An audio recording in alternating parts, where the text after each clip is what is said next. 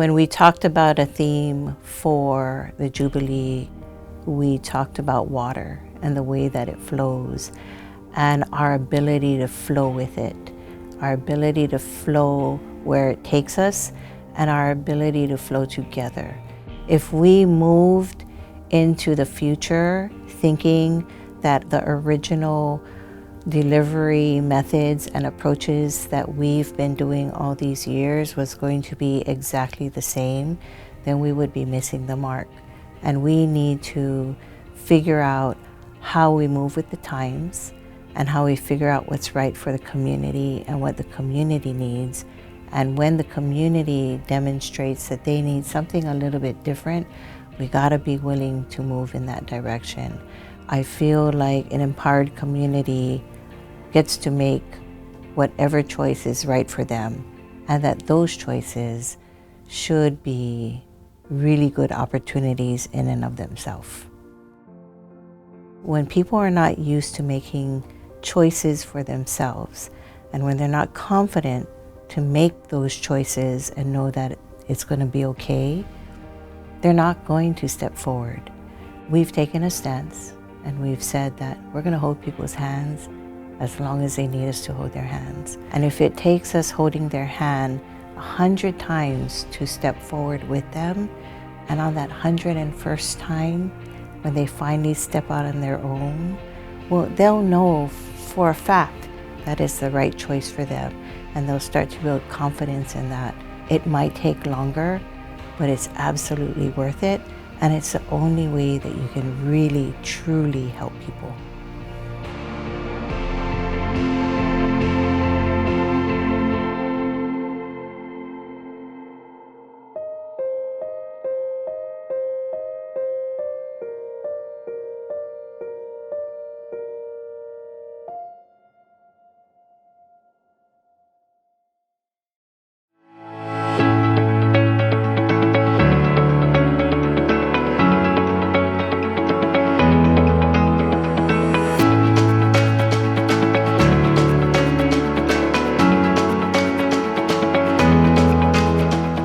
The Center for Entrepreneurship is a program that supports small businesses in their journey of business, anywhere from getting their GE license to going international.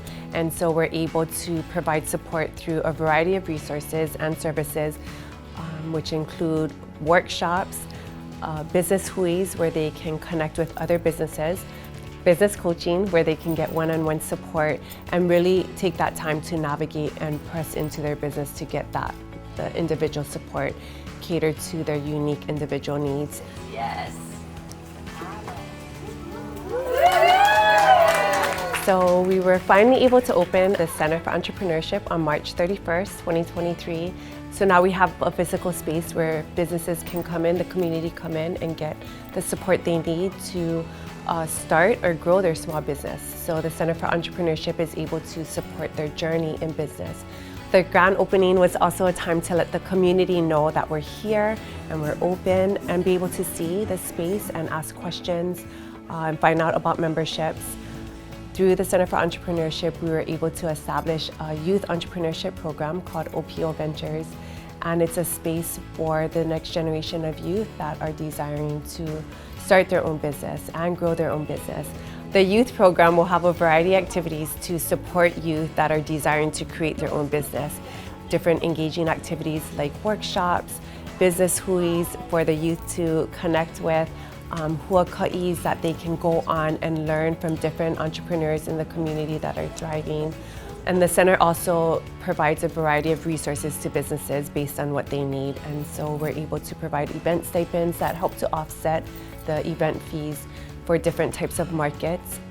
This past year, through a partnership with DBED, we were able to support 10 businesses at this year's Made in Hawaii Festival, which is an incredible space for businesses to market. My perspective, I'm a DOE vendor, so they can buy all of this. The first time we did INPEACE, we said, we'll try it, and you knocked it out of the park. And you blew us away. You said, okay, you're the real thing. You're the real deal, so we're gonna work with you.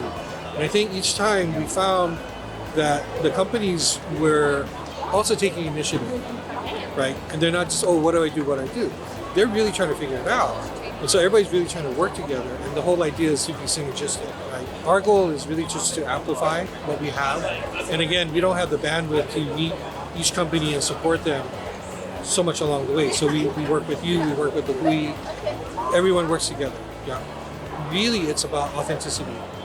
Authentic Native Hawaii based, Native Hawaiian values, culture, history, which is something that we really have to protect and promote well. So we need to make sure we do it in the right way, how to promote and how to protect our brand and to leverage that for the community, really, as a group.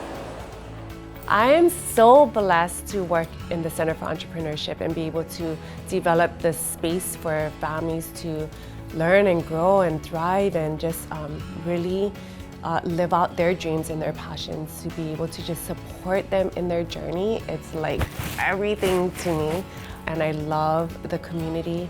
I love all of the partners I work with. I couldn't possibly do any of this work without partners.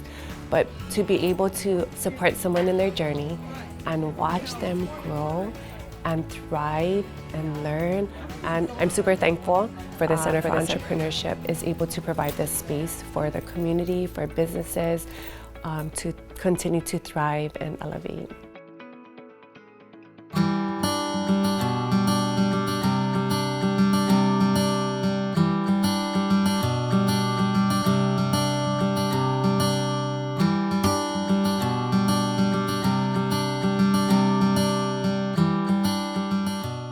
Kupuola is a program that is housed in INPEACE, and it is sited at Waianae Intermediate.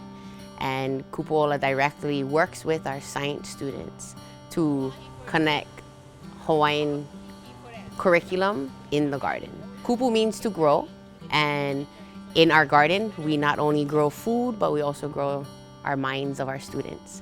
And ola is life, and so when we combine the two, kupuola in essence means to grow life or to continue growing. And so within our program, we grow our students, our leaders within our community, so that they can grow up, be nurtured, and come back to feed our community. In the garden, we have a set curriculum, but the discussions, what intrigues the students, what they bring to the classroom will kind of guide our lessons and our curriculum as well. They start off with learning their genealogy. They gotta go home and learn who they are, who they come from, who their grandparents are, and so they go home and interview their ohana. They come back and share that with the class, and then they learn how to introduce themselves in Hawaiian. And then they're able to learn oli. They learn oli that connects them to protocol, that grounds them into their classroom setting. Once they learn how their identity grounds them within their space, then they learn about the environment around them. They learn about the plants that travel to Hawaii on the va'a.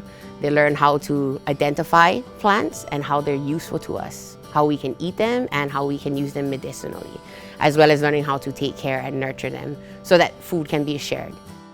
We started doing more of the gardening with the culture aspects, which I wasn't strong on the culture aspects. Had new partnerships with INPEACE. So the latest one is Ku, and she's awesome. She's taken us farther than we've been, garden-wise and culture-wise. Now we're at the point where, what's the next step? What's the next step for this garden? And we see big visions, and we like actually get this thing running. Just tending to this garden take kind of work. A lot of these kids is hands-on kids, and watching them grow is awesome.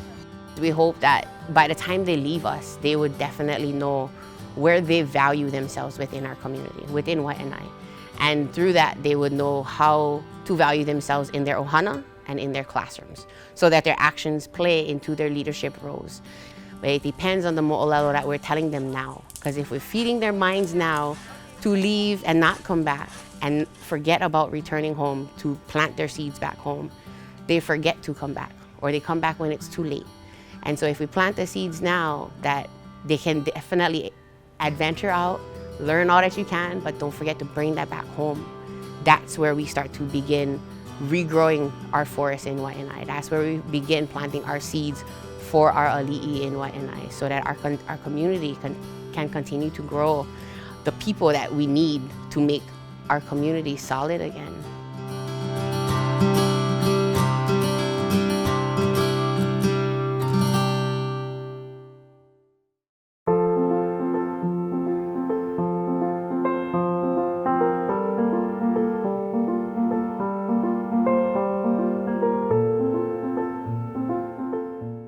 Preschool, both educational opportunities and experiential opportunities, provide significant and important building blocks for kids to succeed.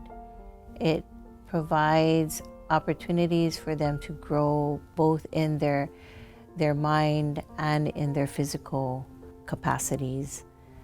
Oftentimes, the options for preschool are not necessarily the options that fit certain families.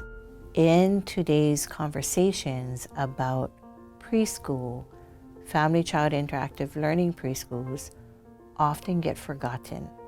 They often get seen as a social service, playtime kind of experience, as opposed to an academic experience where your child will be ready for kindergarten. We know, though, that family-child interactive learning preschools that we have operated in collaboration with some of our other Native Hawaiian organization partners has been significantly successful to help children get ready for kindergarten. The reason it's been successful is because it offers the opportunity for parents to come and learn alongside their children. They learn strategies for teaching their child, and they learn strategies for supporting their child's education while they're at the preschool.